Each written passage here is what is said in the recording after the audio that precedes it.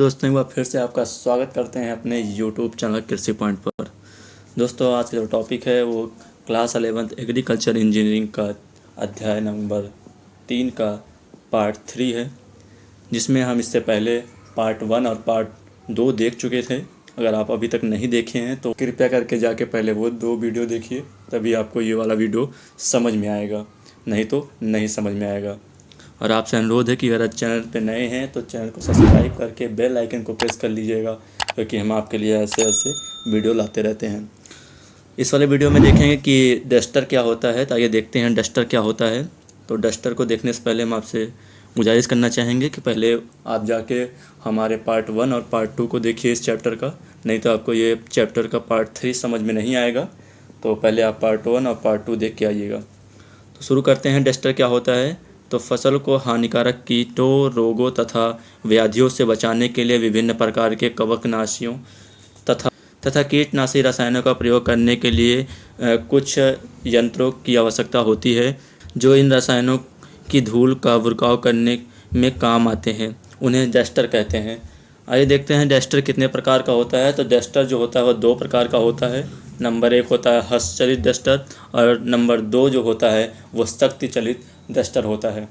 आइए देखते हैं नंबर 1 यानी हस्तचलित डस्टर क्या होता है। दोस्तों आपके सामने सबसे पहले है हस्तचलित डस्टर, यानी कि हाथ से चलाने वाला डस्टर। आइए देखते हैं क्या होता है ये डस्टर को मनुष्य द्वारा हाथ से चलाए जाते हैं। और हस्तचलित डस्टर 5 प्रकार के होते हैं। इन 5 प्रकारों को हम क्रमवाइज से देखेंगे। तो सबसे पहला जो है वो है पैकेज डस्टर। आइए देखते हैं पैकेज डस्टर क्या होता है। इस प्रकार के डस्टर में एक रबड़, चमड़े अथवा प्लास्टिक की बोतल लगी होती है। इनमें कीटनाशी या कवकनाशी की धूल भर दी जाती है। बोतल में लगभग 50 ग्राम धूल भरी जा सकती है। इस बोतल में ऊपर की ओर एक ढक्कन तथा नोजल भी लगा रहता है। जब दवा का प्रयोग करना होता है तो इस बोतल को हाथ की अंगुली के बीच पकड़कर दबाते हैं, जिसके फलस्वरूप रसायन की धूल बाहर निकलने लगती है, जिसका बुरकाव पौधों के ऊपर किया जा सकता है। इस प्रकार के डस्टर में धूल समान रूप से नहीं निकल पाती है।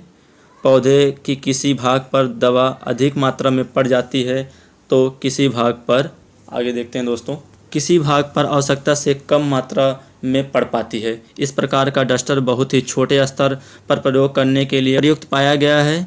जब बोतल की दवा समाप्त हो जाती है तो उसमें दोबारा दवा भरी जा सकती है। आगे बढ़ते हैं। पहले इसका फिगर देख लेते हैं, उसके बाद फिर हम आगे बात करते हैं।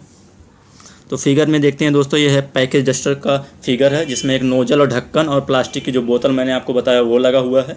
और इसको हाथ में पकड़कर अंगुलियों से दबाने पर इसके जो स्प्रे होता है वो होता है पौधों पर, जो कि समान मात्रा में धूल बाहर नहीं निकल पाती है, जिस वजह से ये बहुत ज़्यादा उपयोग में लाना अच्छा नहीं है।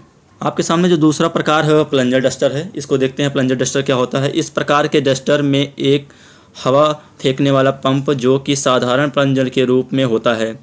इसके अतिरिक्त एक डस्टर चैम्बर तथा निकास नली लगी होती है। ठीक है दोस्तों। इसके बाद डस्ट चैम्बर के अंत में एक ढक्कन भी लगा रहता है, जिसे आगे पीछे सरकाने पर धूल के निकलने की मात्रा कम अथवा अधिक किया जा सकता है। पंप द्वारा हवा को एक ट्यूब के द्वारा डस्ट चैम्बर में पहुंचाया जाता है, जिसके फलस्वरूप धूल उड़कर निकास नली के ऊपर निकलना प्रारंभ कर देती है। आगे देखते हैं दोस्तों, प्रारंभ कर देती है और पौधों पर बुरकाव किया जा सकता है। इस प्रकार के डस्टर सस्ते होते हैं तथा गृह वाटिका में प्रयोग के लिए विशेष रूप से उपयोगी पाए जाते हैं या पाए गए हैं। आगे देखते हैं दोस्तों आपके सामने प्लंजर डस्टर का फिगर है, जिसमें एक हत्था लगा होता है और इसमें एक प्लंजर राड लगा होता है, पंप की टोपी लगी होती है और जो होता है पंप का सिलेंडर लगा होता है, और बाकी सारी चीज़ें लगी होती हैं, जिसको आप ध्यान से देख लीजिएगा, क्योंकि एग्ज़ाम में बना पाएंगे तो नंबर ज़्यादा अच्छे से मिलेगा आपको। बढ़ते हैं आगे। अगला जो प्रकार है नंबर 3 वो है विलोज डस्टर। इसको देखते हैं। ये विलोज डस्टर क्या होता है, इसको ध्यान से हम लोग देखेंगे। इस प्रकार के डस्टर की बॉडी जो होती है वो लकड़ी, प्लास्टिक अथवा किसी धातु की बनी होती है। इस प्रकार के डस्टर में भी दवा भरने के लिए एक छोटा बर्तन या बोतल जो रबड़, चमड़े अथवा प्लास्टिक की बनी होती है। इसमें एक बार में 300 से 500 ग्राम धूल भरी जा सकती है।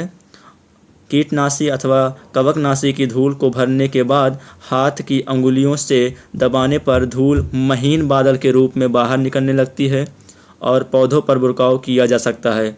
इस प्रकार का डस्टर भी छोटे स्तर पर प्रयोग करने के लिए उपयोगी है। आगे बढ़ते हैं दोस्तों अगले डस्टर के पास। तो अगला डस्टर देखते हैं दोस्तों हमारा जो चौथा डस्टर है वो है रोटरी डस्टर। इसको देखते हैं क्योंकि थोड़ा बड़ा है, इसको ध्यान से पढ़ते हैं हम लोग। इस प्रकार के डस्टर अधिकतर प्रयोग में लाया जाता है क्योंकि इसकी कार्यक्षमता काफ़ी अधिक है। एक डस्टर में एक दिन में लगभग 1 हेक्टेयर क्षेत्रफल में रसायन का बुरकाव किया जा सकता है। इस प्रकार के डस्टर लगभग सभी सस्य फसलों, सब्जियों, छोटे वृक्षों एवं झाड़ियों पर रसायन के बुरकाव के लिए उपयोगी पाए गए हैं। इस प्रकार के डस्टर में एक ब्लोअर गियर बॉक्स तथा हॉपर लगा होता है। एक पंखा भी होता है। ब्लोअर के नीचे एक स्टैंड लगा होता है। डस्टर में एक क्रैंक लगी होती है जिसको घुमाने पर डस्टर कार्य करना प्रारंभ कर देता है।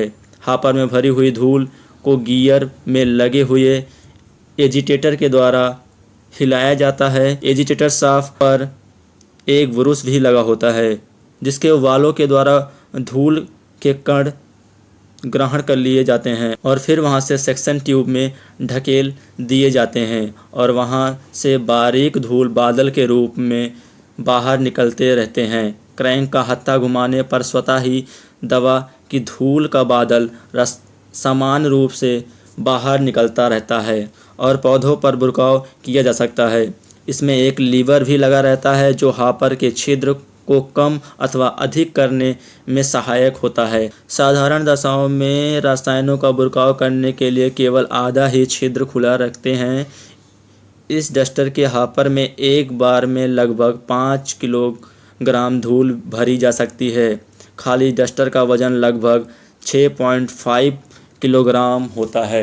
दोस्तों हमारे सामने ये रोटरी डस्टर का फिगर है जिसमें हॉपर और फील्डिंग ब्रश और फिर फील्ड कंट्रोल लीवर और फिर गियर बॉक्स और ब्लोअर लगा हुआ है।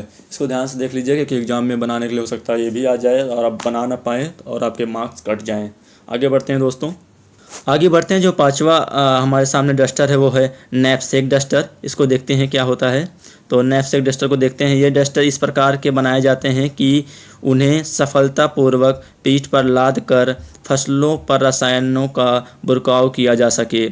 इसके डस्टर चैम्बर में लगभग 2.5 से 5 किलोग्राम धूल भरी जा सकती है। इस डस्टर में एक हैंडल लगा होता है जिसके लगातार घुमाते रहने पर धूल महीन बादल के रूप में भी बाहर निकलती रहती है। परंतु जो व्यक्ति इस हैंडल को बराबर घुमाता है वह शीघ्र ही थक जाता है। इस प्रकार के डस्टर भी छोटे स्तर पर ही प्रयोग किए जा सकते हैं। हमारे देश में इसका प्रचलन कम है।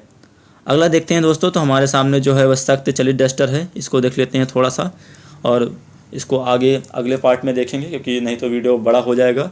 इसका चौथा पार्ट भी आएगा इसके बाद, तो थोड़ा सा इसमें देख लेते हैं। बाकी बचे हुए भाग को हम अगले पार्ट में देख लेंगे। तो सख्त चलित डस्टर को देखते हैं। ये डस्टर सख्त से चलाए जाते हैं। इस प्रकार के डस्टर की बनावट भी हस्तचलित डस्टर के समान ही होती है। अंतर केवल इतना है कि इसको चलाने के लिए सख्ती का प्रयोग किया जाता है। ये निम्न प्रकार के होते हैं। नंबर 1 इसमें देख लेते हैं। तो नंबर 1 जो है वह इंजन चलित डस्टर है। इसको देख लेते हैं। इस प्रकार के डस्टर 1 से 3 हॉर्स पावर वाले इंजन के द्वारा चलाए जाते हैं। सख्त चलित डस्टर कई प्रकार के उपलब्ध हैं जैसे नैपसेक डस्टर, स्ट्रेचर मॉडल अथवा पहिए वाला डस्टर। इन डस्टरों को पहिए वाली चेचिस पर कस दिया जाता है और फिर उन्हें ट्राली या गाड़ी पर लाद कर ट्रैक्टर अथवा बैलों द्वारा खेतों पर ले जाते हैं। इन डस्टरों के पंखों की रफ्तार काफ़ी अधिक लगभग 2200 से 2300 आरपीएम होती है। इस प्रकार के डस्टर का प्रयोग बहुत बड़े वृक्षों तथा अधिक क्षेत्रफल में दवाओं का बुरकाव करने में किया जाता है। इसके हॉपर में एक बार में लगभग 10 से 20 अथवा बड़े आकार में 50 से 100 किलोग्राम रसायन धूल भरी जा सकती है। प्रति मिनट 1 से 9 किलोग्राम धूल बाहर निकली जा सकती है। आगे देखते हैं दोस्तों। टिड्डी के नियंत्रण के लिए इस प्रकार के डस्टर बहुत ही उपयोगी पाए गए हैं। एक निकास नली वाला शक्ति चालित डस्टर एक दिन में लगभग 12 हेक्टेयर क्षेत्रफल में दवा का बुरकाव कर सकता है। आगे देखते हैं दोस्तों। शस्य फसलों पर कीटनाशी एवं कवकनाशी रसायनों की धूल का बुरकाव करने में इसका जो प्रयोग होता है यही होता है दोस्तों। और इसमें पहियों की जो संख्या होती है दोस्तों वो 1 होती है। कार्य क्षमता देख लेते हैं इसका, तो इसकी कार्य क्षमता पहिए की चाल पर निर्भर करती है दोस्तों। डस्टर रेगुलेटर और हैंडल और ढक्कन की टोटी लगी हुई है दोस्तों। यह पार्ट यहीं पर समाप्त करते हैं। इसका पार्ट 4 आएगा जिसमें पूरे इस पार्ट को कवर कर दिया जाएगा।